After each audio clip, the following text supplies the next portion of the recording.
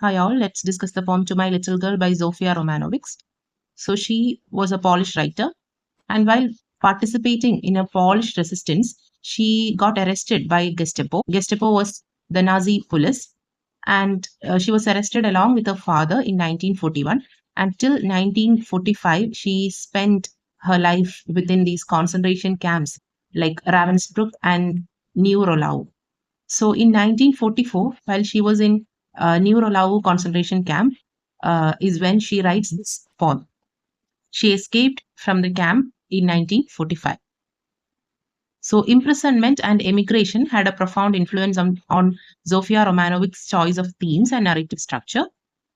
Romanowicz was the first woman Holocaust survivor to witness as an artist and not as a victim, and to affirm the victory of life and beauty over death and evil. Now, moving on to the poem. I'll make a set of dishes for my little girl. I think it'll be lovely. I'll mold goblets. I'll turn plates. I'll paint it with wonders, suns, stars, birds. How my little girl will clap her hands.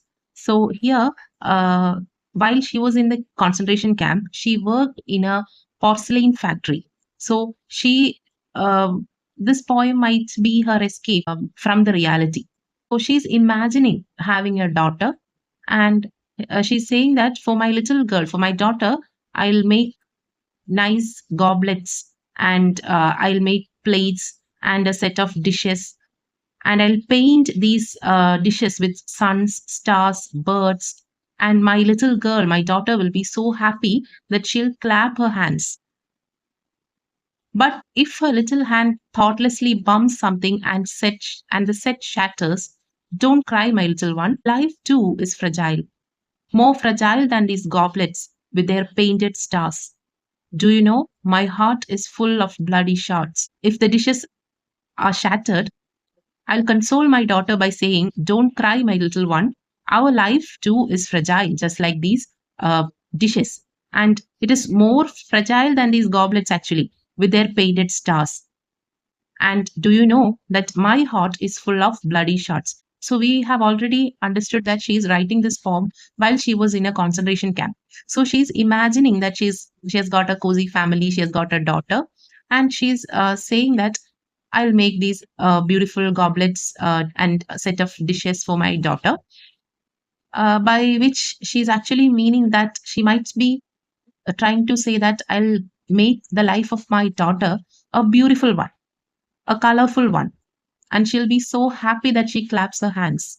If this little girl's life is shattered, just like Zofia's life, if something happens unexpectedly and her life shatters, just like Zofia Romanowicz's life, then in the concentration camp, she's saying that you should not cry. She's talking to her little girl that you should not cry because our lives are too fragile.